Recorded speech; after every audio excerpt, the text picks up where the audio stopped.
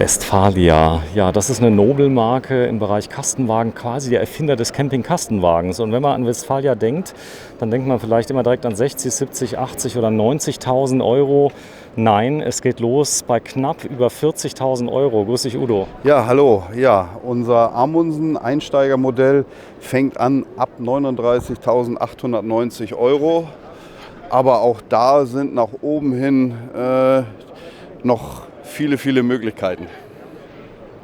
Ein ganz echter Westfalia, nehme ich an, oder? Das ist ein ganz echter Westfalia, allerdings auch ein bisschen einfacher gehalten, weil eben Einsteiger und preislich attraktiver dann. So, das sieht man mal hier vorne. Ein kleines Detail ist es, ihr habt einen Kompressorkühlschrank jetzt mit drin. Ja. Vitrifrigo, das kennt man aus dem Schiffsbau, mittlerweile direkt am Eingang. Genau, sind viel in Hotels verbaut, in Schiffen, direkt am Eingang. Man sieht auch, die Tür lässt sich sehr weit öffnen, sodass man auch von außen Flaschen reinstellen und entnehmen kann. So, hier vorne habe ich auch direkt den Besteckkasten an der richtigen Stelle. Genau, auch hier kann ich, wenn ich hier draußen campe unter meiner Markise, dann kann ich von außen an Besteckkasten und ja, an Töpfe, Pfannen rankommen. Ich zeige mal gerade ein bisschen was, dass man das mal sieht, dass das Ausstattungsfahrzeug, was wir gerade filmen, vom Preis her wirklich dem entspricht, was du gesagt hast. Hat ein bisschen Ausstattung, es hat schöne Leichtmetallfelgen mit drin. Ich zeige es mal gerade, das hier ist der Amundsen 540D. Und die Länge sind 5,41 Meter, was glaube ich okay ist, oder? Ja, das ist halt ein sehr kurzes Fahrzeug. Ich glaube, es gibt den Fiat noch in einer Nummer kürzer, aber dann kann man nachher nicht mehr sein vernünftiges Bett verbauen. Dann ist man dann doch schon zu beengt. Aber mit 5,40 Meter haben wir hier Pkw-Ausmaße in der Länge. Und vom Preis her, ich schau mal kurz, 47.562 für einen echten Westfalia. Wer sich ein bisschen auskennt, das Geld, was man jetzt vielleicht ein bisschen mehr ausgibt, gibt es A in der Ausstattung und B entsprechenden Wiederverkaufs. Richtig, gerade bei dem Fahrzeug, bei den 47.000 Euro ist dann schon das Paket mit drin, das Westfalia-Paket, wo man dann gewisse Dinge noch mit hat, die man einfach nachher nicht missen möchte. Alufelgen sind verbaut, auch beim Chassis haben wir Optionen zusätzlich drin. Und ich denke, mit unter 50.000 Euro hat man hier ein tolles, vollwertiges Reisemobil. Ja, schauen wir kurz hinten rein. Das Design ist schön gewählt, hier mit den matten, schwarzen Applikationen. Mach mal kurz die Tür zu, bitte, dass wir mal sehen, wie schön das aussieht, wenn es geschlossen ist. Silber ist mit drauf, schwarz matt. Das heißt von der Seite, es wirkt nicht so wie weiße Ware komplett, oder? Nein, aber wir versuchen doch ein bisschen clean zu bleiben. Nicht wie ein bunter Hund beklebt, sondern wirklich clean, schwarz, matt.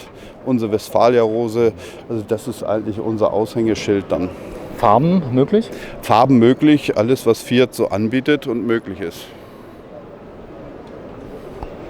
So, was macht denn ein Fahrzeug aus von euch, von Westfalia? Einerseits der große Stauraum, dann unsere doch sehr hochwertige Verarbeitung. Das ist ja riesig. Ja, also Normalerweise rechts hat man hier immer Schränke und so weiter. genau, dadurch, dass wir halt eben auch hier die Dieselheizung verbauen, haben wir hier keinen großen Gaskasten. Dort ist der Gaskasten für eine kleine Gasflasche, die ich dann ja nur zum Kochen brauche und die eigentlich ewig hält. So ein ganz kleines Detail ist hier zum Beispiel die Wärmedämmung unten am Radkasten. Da habt ihr extra nochmal so einen Überzug.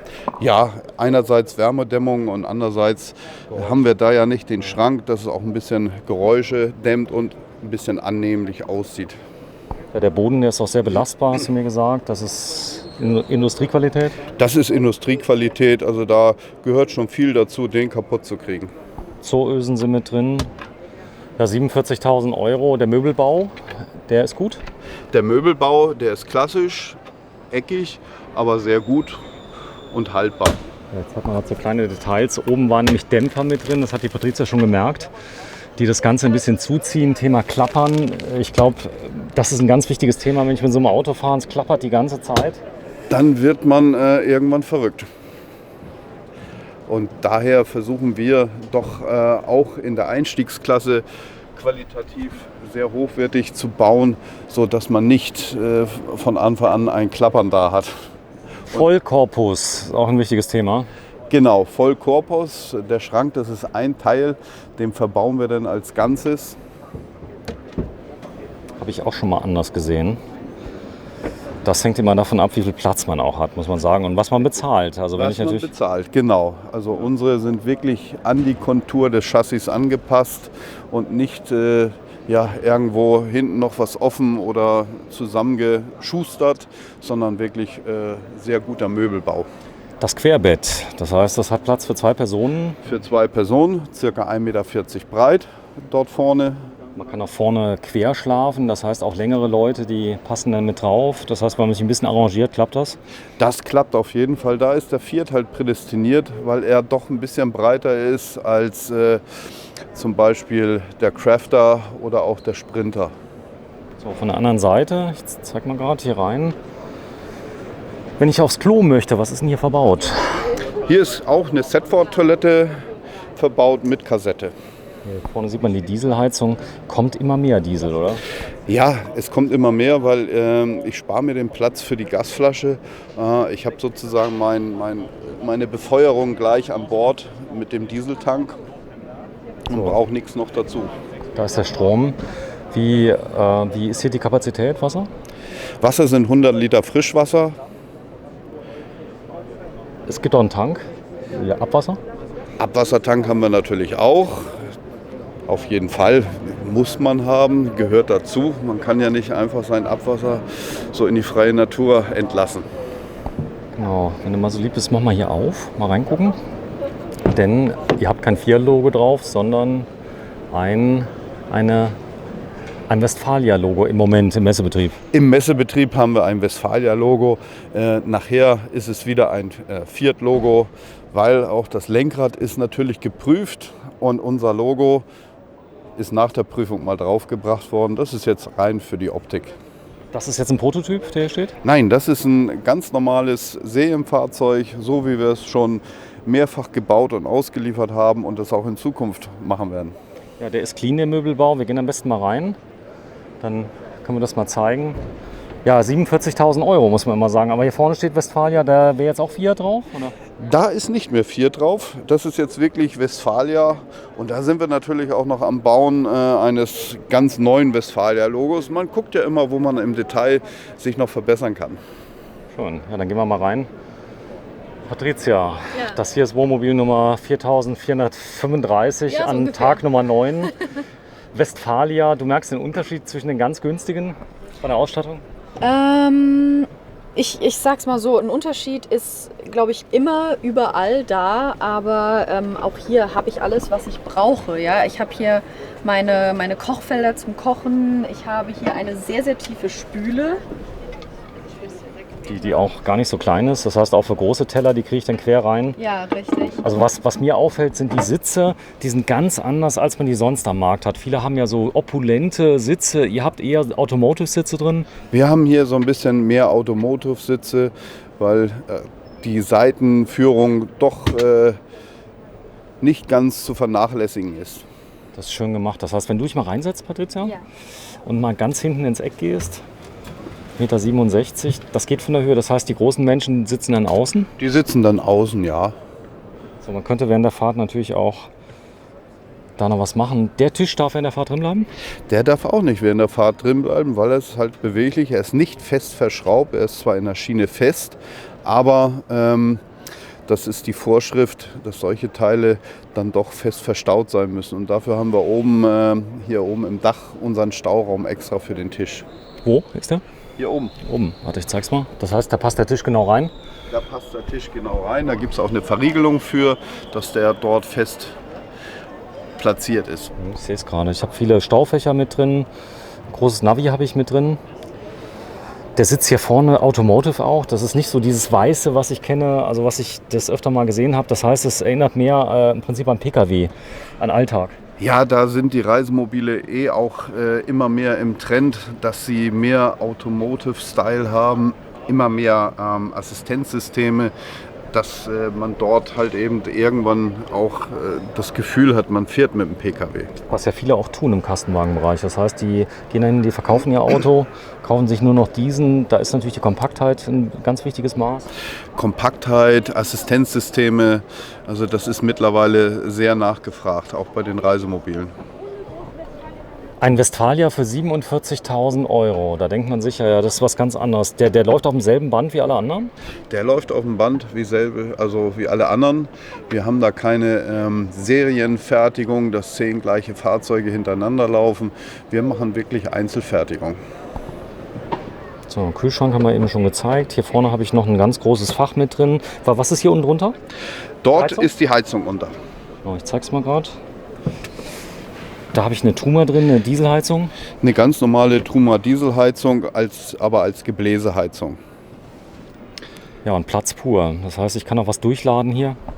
Ich kann durchladen. Ich habe wirklich auch mal Platz, um ein paar Skier einzupacken. Also alle Möglichkeiten. Ja, stark finde ich hier vorne noch das Bad. Mal kurz auf, dass man das mal sieht. Wo ich Waschbecken, Dusche, alles in einem habe, sehr kompakt und sehr, sehr schlicht. Das heißt, das Ganze ist eher so zweckmäßig, Automotive Design wieder ein bisschen. Es ist zweckmäßig, aber das ist halt auch unser Style, dass wir von den Farben sehr klar sind. Zeitlos. Hell, dunkel, zeitlos, genau. Eine ganz große Sitztoilette, die kann ich auch noch drehen. 2 Abflüsse, endlich mal einer, der es erkannt hat. Das haben wir eigentlich fast bei allen Duschtassen, 2 Abflüsse, weil das Auto wird nie richtig gerade stehen und dann habe ich ja bei einem Abfluss immer irgendwo meine Pfütze sonst. Oben, guck mal hier, Patricia. Endlich. Nicht nur ein Handtuchhalter, sondern 3 nebeneinander. Ja, Kleines Detail. da hat man auf jeden Fall sehr, sehr, sehr viele Möglichkeiten, Waschlappen, Handtücher und sonstiges hinzuhängen. Badeanzüge, Badeanzüge, genau. was es so alles gibt. Schön. Ja, dann sprechen wir mal ganz kurz über das Thema. Wenn du dich nochmal setzt, Patricia, dann komme ich mal raus. Ich habe nämlich eine wichtige Frage an den Udo. Am besten gehen wir mal raus. Die Leute wollen noch mal rein. Das Thema Selbstausbau. Wenn ich jetzt hier 47.000 Euro nehme, ja, das Grundfahrzeug, das kostet ja schon mal ein bisschen was, ja. Das Grundfahrzeug ist auch schon mal vom Preis nicht ganz ohne und dann kommt natürlich der Ausbau dazu. Das heißt, man kann es eigentlich nur machen, wenn ich ganz viel Zeit habe. Ansonsten bin ich immer teurer, weil ich sag mal, ich muss das ja alles zukaufen. Und die Erfahrung, die ihr habt ja ganz viele Sachen, die gibt es nur bei euch, oder? Ja, und der Kunde, der selbst ausbaut, wird natürlich auch noch Geld in die Erfahrung stecken müssen, weil wir bauen diese Fahrzeuge schon seit längerem. Unsere Konstrukteure machen sich viele Gedanken, wie man was machen kann. Da muss der Selbstausbauer halt manchmal schmerzhaft lernen. Ja, das heißt also, die 47.000 Euro sind gut angelegt. Wenn ich mich verkauft habe bei einem Kastenwagen, ich glaube, das gibt es gar nicht. Also man kann einen Kastenwagen kaufen, man kriegt den nach einem halben, dreiviertel Jahr sofort wieder los. Ich kann das nächste größere Modell oder einen teilintegrierten nehmen. Das ist gerade zurzeit in unserer Branche ja so, dass wir sehr viel Nachfrage haben und dadurch, wenn man sich auch mal verkauft hat und sein Fahrzeug wieder verkaufen möchte, man so gut wie kaum Verluste macht. Ja, hier ist der nächste, der Amundsen 600D, den werden wir Ihnen gleich mal vorstellen, 56.000 Euro. Das Fahrzeug ist ein bisschen größer. Das ist etwas länger, dort hatten wir die 5,40 Meter, hier haben wir die 6 Meter Länge. Genau, da steht er mal komplett. Ja, vielen Dank. Gerne. Udo Schauland, stellvertretend für die Marke Westfalia, ein Teil des Konzerns. Gehört zur Rapido-Gruppe. Zur Rapido-Gruppe. Ja, und sehr, sehr bekannt, der Erfinder des Kastenwagens. Ich danke dir recht herzlich und auch dir, Patricia. Dankeschön.